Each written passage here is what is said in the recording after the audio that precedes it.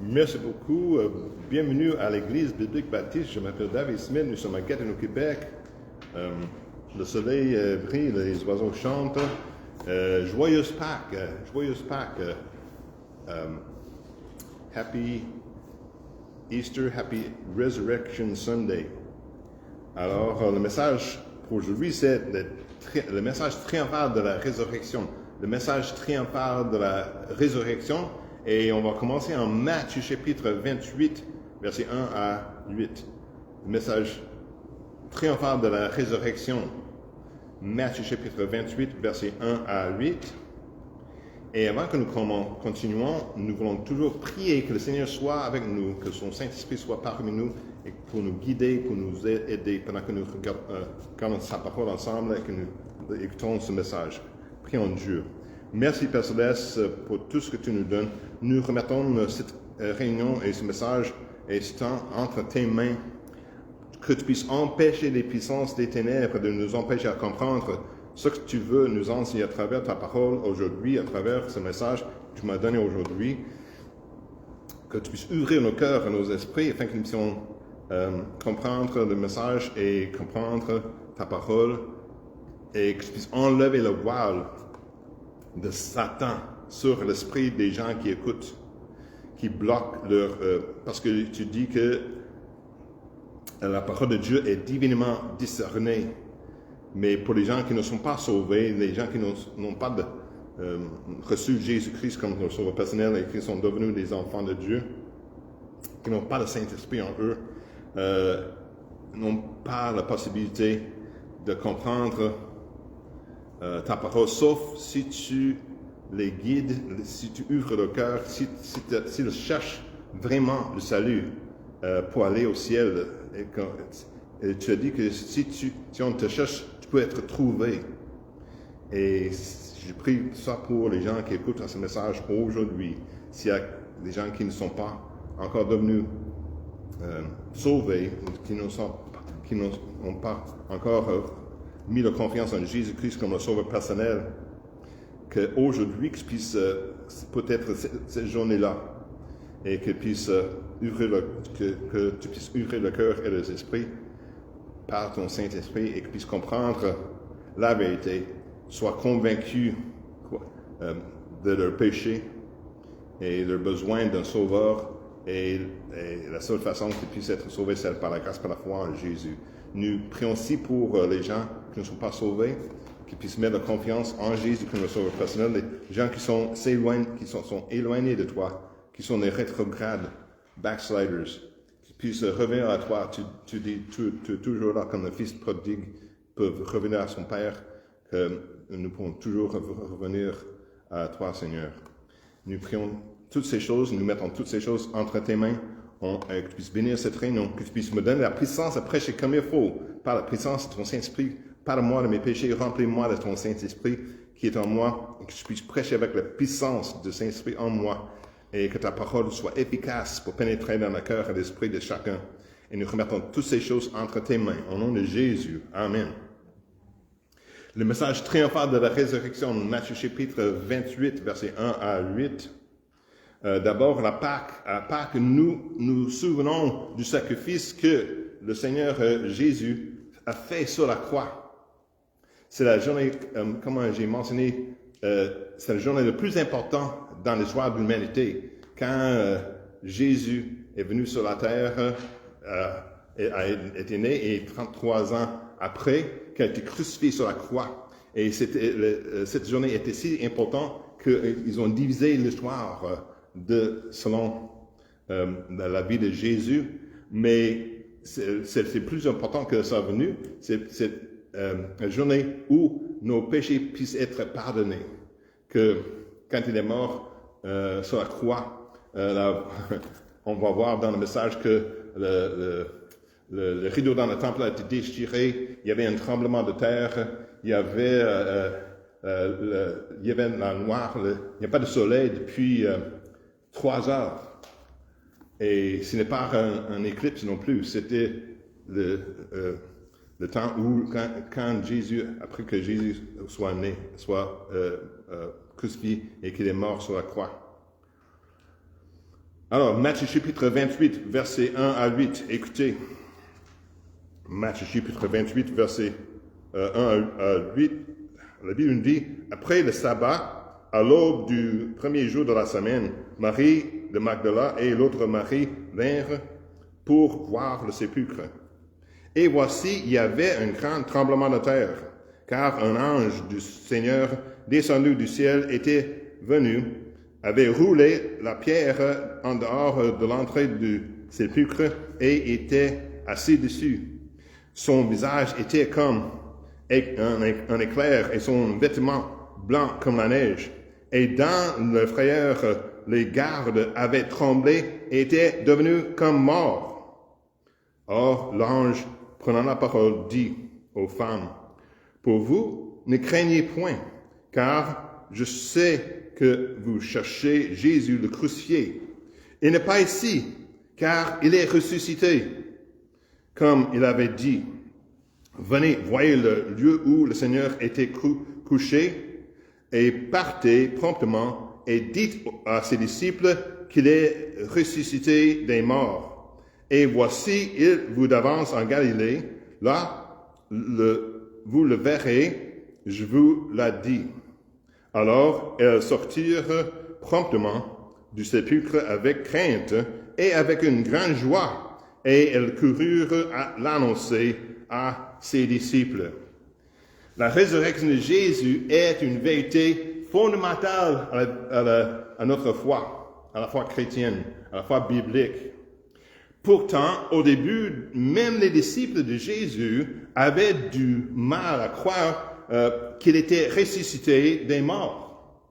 Malgré leur marche quotidienne proche avec le Sauveur Jésus, les 12 choisis n'ont pas pu accepter la résurrection du Seigneur tant qu'ils ne l'ont pas vu par eux-mêmes. Cependant, lorsque les apôtres ont finalement réalisé que Jésus était ressuscité des morts, ils sont passés de la peur à proclamer l'Évangile. Évangile veut dire la bonne nouvelle au sujet de Jésus-Christ, qu'il est ressuscité des morts pour faire que nous puissions être sauvés. Les disciples ont passé de la peur et proclamer l'Évangile avec audace. Le puissant message de la résurrection peut aussi transformer votre vie et la mienne. Voici le message de la résurrection. D'abord, Jésus est vivant. Il est ressuscité. C'est au présent. Il est vivant. Il est ressuscité. J'ai parlé à un jeune homme une fois. J'ai dit, Jésus est vivant. Jesus is alive. Puis il dit, comment ça? How is that? Puis j'ai expliqué qu'il est ressuscité. Et puis il y a des gens qui voient les images de notre dernière avec Jésus qui est encore sur la croix. Il n'est plus sur la croix. Il n'est plus sur la croix. Il est descendu de la croix, il est enseveli, il est ressuscité. Il est au ciel à la droite de Dieu, le Père. Jésus est vivant. En tant que chrétiens, nous croyons que Jésus est ressuscité des morts parce qu'il était plus qu'un prophète ou un bon enseignant. Il était le Fils de Dieu, Dieu le Fils. Notre Sauveur est ressuscité. Notre Sauveur ressuscité nous défend. Regardons aussi 1 Jean, chapitre 2, verset 1. 1 Jean, verset 2, chapitre 2, verset 1. 1 Jean, c'est une des lettres de Jean, vers la fin de la Bible. 1 Jean, chapitre 2, verset 1. La Bible dit, « Mes petits enfants, je vous écris ces choses afin que vous ne péchiez point. Et si quelqu'un a péché, nous avons un avocat auprès du Père, Jésus-Christ le juste. » Notre Sauveur Jésus ressuscité nous défend. Il intercède en notre nom. Romains chapitre 8, verset 34. Romains 8, 34. Romains 8, 34. C'est à la page 222. Romains 8, 34. La Bible dit, qui les condamnera? Christ est mort et de plus, il est ressuscité. Il est même assis à la droite de Dieu et il intercède aussi pour nous. Aussi, notre Sauveur ressuscité nous rendons capables de mener une vie pieuse. Regardons l'évangile de Jean, chapitre 14, versets 16 et 17. L'évangile de Jean 14, versets 16 et 17, la Bible nous dit, c'est à la page 153 dans la Bible Archibald,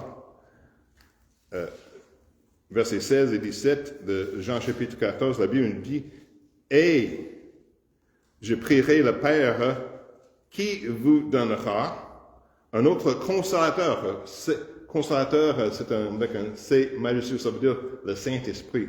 Qu'il va vous donner un autre consolateur pour demeurer éternellement avec vous.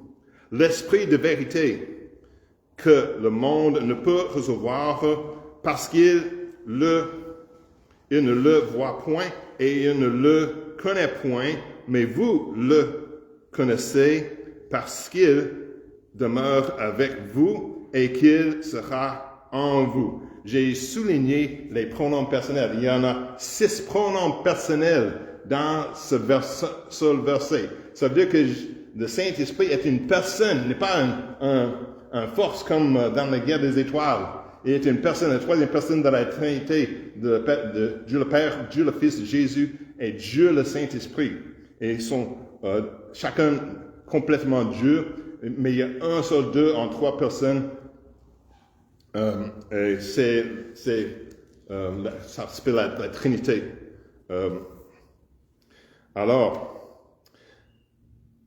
Aussi, notre Sauveur nous prépare une demeure éternelle. Regardons l'autre côté de la page, Jean 14, versets 2 et 3. Jean 14, versets 2 et 3.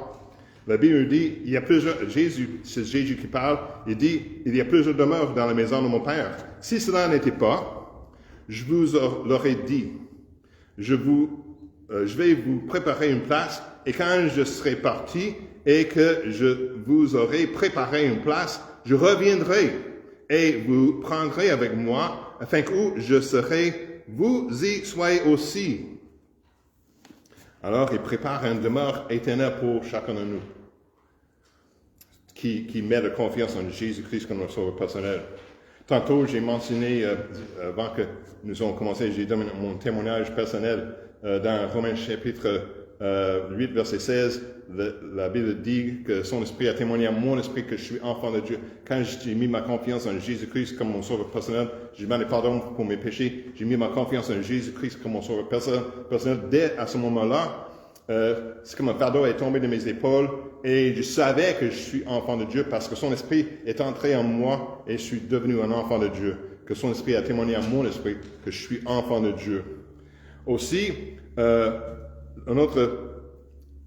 d'abord, Jésus est vivant. Ensuite, nous sommes pardonnés. Quand nous mettons notre confiance en Jésus-Christ comme notre sauveur personnel, nous pouvons être pardonnés. Tous nos péchés puissent être pardonnés, passé, présent, futur. Mais nous devons avoir par la foi, croire qu'il puisse nous pardonner et nous ne sommes pas, personne n'est pas une exception. Personne n'est pas une exception. Vous n'êtes pas si pire que Dieu ne peut pas vous pardonner. Malgré ce que vous avez fait, vous ne pouvez pas gagner le ciel par vos comportements, ce que vous avez fait. La seule façon que nous sommes allés au ciel, c'est par la grâce, par la foi en Jésus-Christ. Nos bonnes œuvres ne traitent pas le péché. Nous sommes sauvés par la grâce, par la foi en Jésus seul. Nous ne sommes pas capables, nous ne pouvons pas être assez bons pour aller au ciel. Personne ne peut aller au ciel par de bonnes œuvres. Éphésiens 2, 8 et 9 dit, c'est par la grâce que vous êtes sauvés par la moyenne de la foi, et cela ne vient pas de vous, c'est un don de Dieu, ce n'est point par les œuvres, afin que personne ne se glorifie. Si nous pouvons dire, oh, je peux aller au ciel parce que j'ai fait assez de bonnes œuvres pour y aller, mais combien de bonnes œuvres est-ce que vous devez faire? Alors, il a dit, afin que personne ne... alors, si nous pouvons se glorifier d'avoir fait assez de bonnes œuvres, alors ce n'est pas la façon que Dieu fonctionne. Alors, si nous sommes sauvés par la grâce, par la foi en Jésus-Christ seul, et nous devons croire qu'il puisse pardonner tous nos péchés, passé, présent, futur, pour être sauvés. Si nous ne croyons pas ça, nous ne pouvons pas être sauvés. Alors, nous sommes pardonnés. Nos péchés sont pardonnés, non sur la base de nos bonnes œuvres, mais à cause de la mort de Jésus sur la croix, qu'il a fait un sacrifice à notre place sur la croix, quelque chose que nous ne pouvons pas faire. Jésus est parfait, il a vécu une vie parfaite, il est mort sur la croix à notre place. Et tout ce que nous devons faire, c'est mettre notre foi en Jésus-Christ comme notre sauveur personnel pour être sauvé par la grâce, par la foi en lui. En ressuscitant Jésus des morts, Dieu le Père a validé tout ce que Jésus-Christ avait dit, y compris sa prétention d'être le Fils de Dieu, Dieu le Fils. Aussi, nous allons vivre éternellement. Éternellement. La Bible dit en Jean 3,16 car Dieu a tant aimé le monde qu'il a donné son Fils unique afin que quiconque croit en lui ne périsse point, mais qui ait la vie éternelle. Et la vie éternelle commence dès le moment, dès l'instant où vous êtes sauvés. Comme j'ai partagé tantôt, j'étais sauvé quand j'avais 20 ans. Dès à ce moment-là, il y a 47 ans, je suis sauvé pour l'éternité. Je ne suis plus un citoyen de cette terre. Je suis un citoyen du ciel. Et je sais que j'ai ma place au ciel parce que par la grâce, par la foi et par le fait de la parole de Dieu, que je suis sauvé, je suis enfant de Dieu, je suis assuré de ma place au ciel et son esprit témoigne à mon esprit que je suis enfant de Dieu. Nous allons vivre éternellement pour les croyants la mort physique et la fin de toutes les souffrances, tentations et déceptions. C'est le début d'une nouvelle existence en présence de Dieu. Au moment de la mort, nos esprits quittent notre corps. Ce que vous voyez, quand vous voyez les personnes, leur corps, c'est juste un temple temporaire. Et pour ceux qui ont mis leur confiance en Jésus-Christ comme leur sauveur personnel, le Saint-Esprit demeure en eux aussi, mais leur esprit, leur âme est le vrai eux. Et au moment de la mort, nos esprits quittent nos corps et sont immédiatement aux présences du Seigneur. Nous allons immédiatement aux présences du Seigneur. 2 Corinthiens chapitre 5, verset 8, page 256. Page 256, si vous avez une Bible Archibald. 2 Corinthiens chapitre 5 et verset 8. La Bible dit en 2 Corinthiens 5, chapitre 8, mais nous sommes pleins de confiance et nous aimons mieux quitter ce corps et demeurer auprès du Seigneur. Je veux vous dire qu'il n'y a pas de salle d'attente pour aller au ciel. Il n'y a pas de salle d'attente que les autres puissent prier que pendant que nous étions dans la salle d'attente pour aider, pour qu'ils puissent aller au ciel. Si vous êtes chrétien, si vous êtes né de nouveau, si vous êtes enfant de Dieu, il faut que vous décidez cela avant que vous allez mourir. Après que vous allez mourir, c'est terminé, c'est trop tard.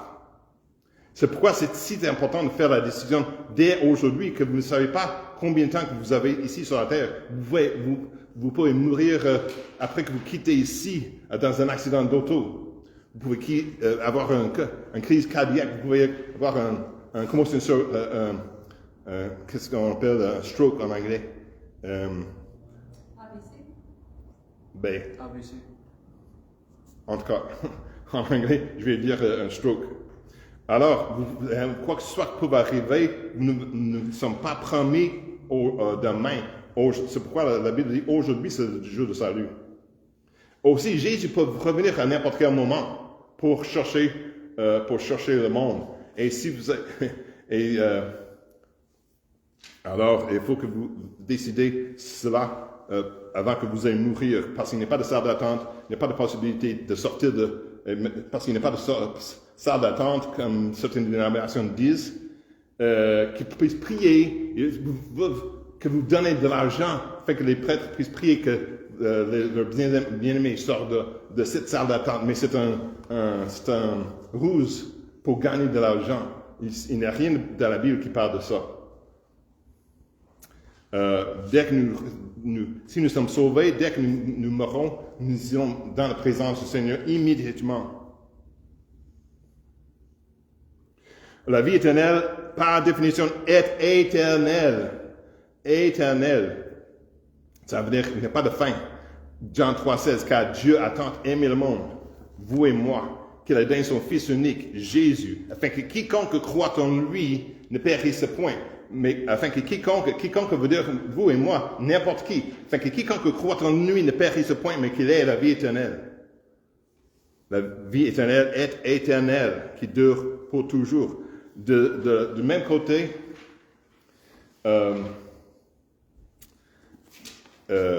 Romains chapitre 6, 23. Romains 6, 23. Je peux le citer, mais vous pouvez le tourner là. Romains 6, 23, à la page 219, dit, à l'autre côté, car le salaire du péché, c'est la mort. Nous sommes tous pécheurs et nous méritons tous d'être séparés d'avec Dieu pour l'éternité. Le salaire, c'est ce que nous méritons. Nous sommes tous pécheurs et privés de la gloire de Dieu, la Bible dit. Et dans ce verset, Romains 8, 23, il dit, car le salaire du péché, c'est la mort. Ce que nous méritons, c'est la mort. Le salaire du péché, c'est la mort. Mais le don gratuit de Dieu est la vie éternelle en Jésus-Christ, notre Seigneur.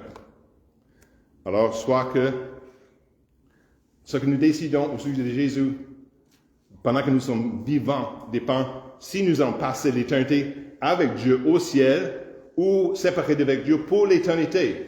Et si vous ne décidez pas pour Dieu, ça veut dire pour Jésus, ça veut dire que vous avez décidé contre Jésus et vous n'avez pas allé au ciel. Même si vous avez pensé que vous avez mené une bonne vie, personne ne peut aller au ciel parce qu'ils ont mené une bonne vie, parce que nous sommes tous pécheurs, la Bible nous dit, séparés de Dieu. Et le salaire du péché, c'est la mort, et le don gratuit, mais le don gratuit, c'est la vie éternelle en Jésus-Christ notre Seigneur. Alors, la vie, par définition, l'éternité, la vie éternelle est éternelle. Cela signifie que vous et moi ne pouvons pas perdre ce que Dieu le Père nous a donné en Jésus-Christ. Si nous sommes dans la main puissante de Dieu, personne ne peut nous racheter de la main puissante de Dieu.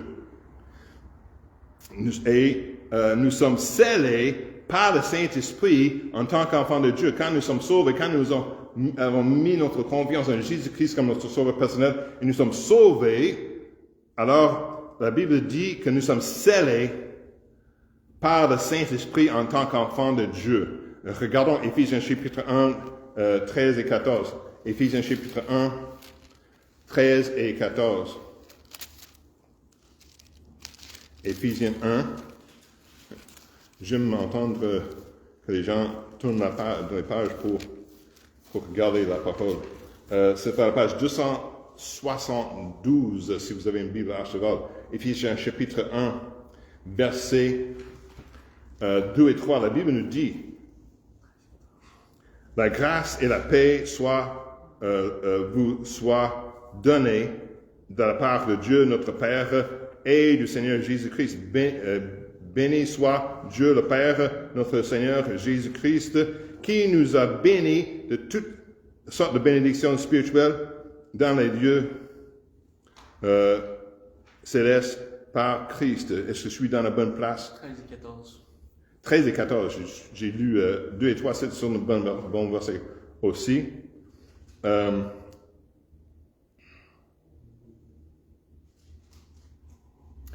et 14. Chapitre 1, Éphésiens chapitre 1, verset 13 et 14, la Bible nous dit, « En lui, vous êtes aussi, après avoir entendu la parole de la vérité, l'évangile, ça veut dire la bonne nouvelle que Jésus est ressuscité, vous avez entendu la vérité, l'évangile de votre salut, et avoir cru en lui, en Jésus, vous avez été scellés du Saint-Esprit qui avait été promis. Alors, quand nous sommes scellés par Dieu, le Saint-Esprit, personne ne peut vous enlever de la même puissance de Dieu. Si nous sommes scellés par la puissance de Dieu, par le Saint-Esprit, nous sommes sauvés, scellés. Ça veut dire que nous pouvons savoir que nous avons la vie éternelle et aller au ciel pour toujours. Alors, nous aurons encore ressuscité. Quand nous sommes sauvés, nous aurons encore ressuscité. La Bible dit, après la résurrection, le corps de Jésus a été glorifié, mais toujours humain. Il a mangé de la nourriture et les disciples ont pu le toucher. Regardons en Luc chapitre 24, verset 4, 41, 43. L'évangile de Luc, c'est à page 127, si vous avez une Bible à cheval, page 127. Luc chapitre 24, versets 41 et 43.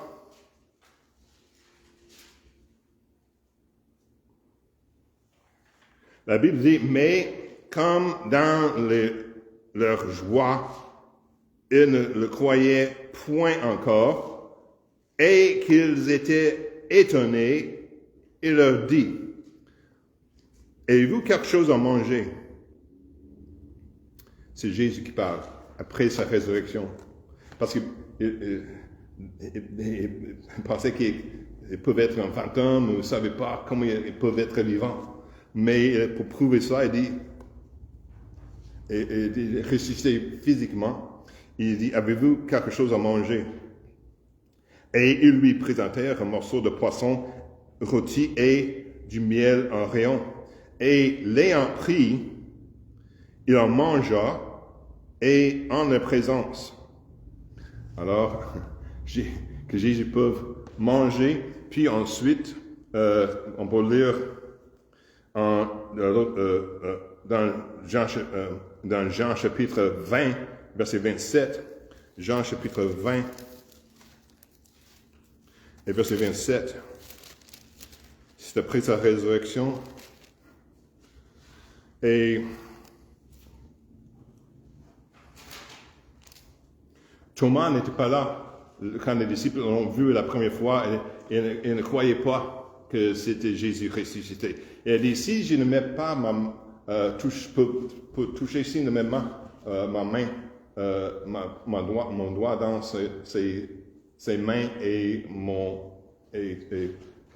ma main dans son côté, je ne croyais pas. Alors, mais c'est pourquoi Jésus a dit à Thomas, en Jean chapitre 20 et verset 27, puis il a dit à Thomas, mets ici ton doigt et regarde mes mains. Avance ta main et la mets dans mon côté et ne sois pas incrédule, mais croyant. Et verset 28 dit, Thomas répondit et lui dit, mon Seigneur est mon Dieu. À ce temps-là, il croyait. Il appelait Jésus, mon Seigneur et mon Dieu. Alors, si Jésus n'était pas Dieu, il allait dire à Thomas, non, je suis qu'un homme. Il faut que tu loues le Seigneur Dieu seul. Mais il n'a pas fait ça. Il a accepté les louanges de Thomas en tant que Seigneur et Dieu.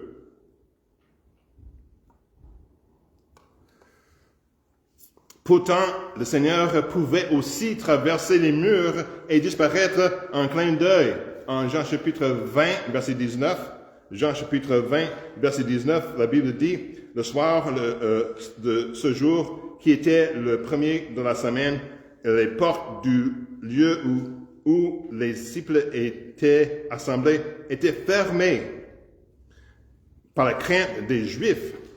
Jésus vint, se présenta au milieu d'eux et leur dit, La paix soit avec vous. Alors, et dans versets 30 et 31, il dit, Jésus fit encore en présence de ses disciples plusieurs autres miracles qui ne sont pas écrits dans ce livre. Et ces choses ont été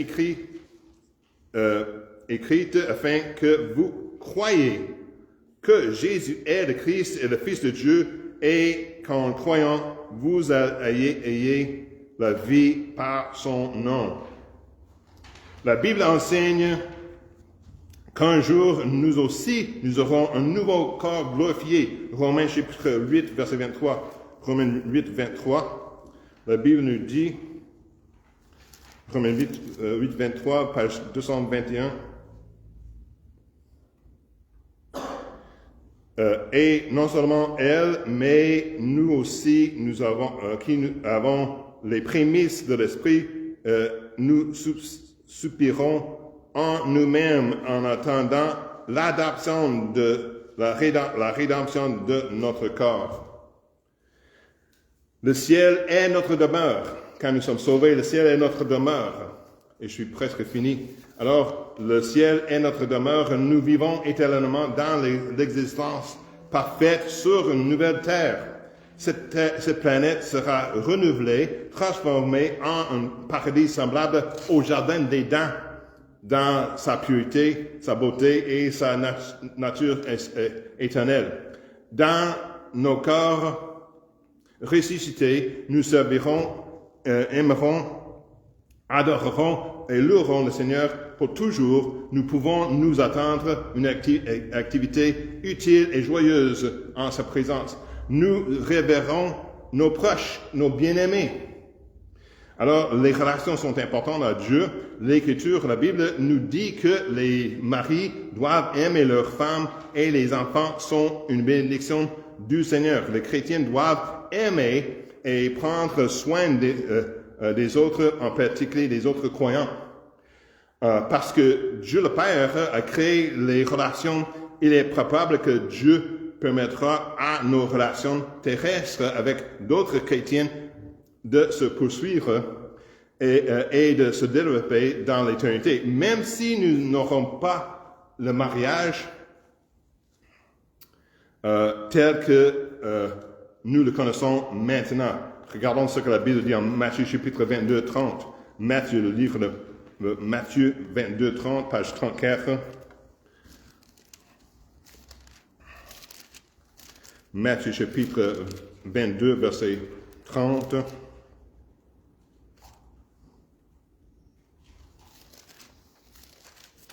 Page 34. Matthieu chapitre 22, verset 30.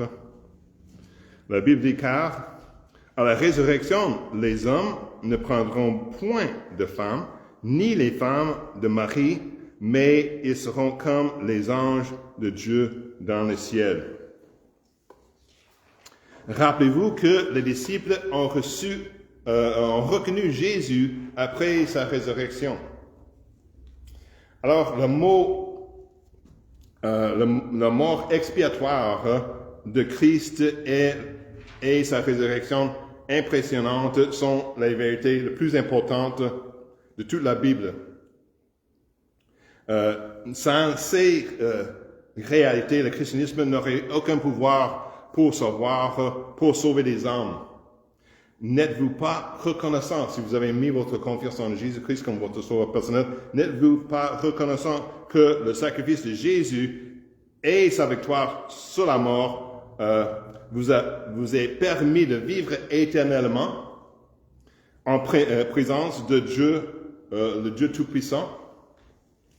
Mais si vous n'êtes pas croyant, s'il n'y a pas de date où vous avez mis votre confiance en Jésus-Christ comme votre sauveur personnel et que vous allez être né de nouveau, si vous n'êtes pas croyant, vous n'avez pas l'assurance d'être avec le Seigneur après la mort. Je prie que vous receviez Jésus dès aujourd'hui comme votre sauveur personnel. Ensuite, lorsque votre dernière heure arrivera, Et comme j'ai dit, aujourd'hui, c'est le jour du salut, on n'a pas promis demain.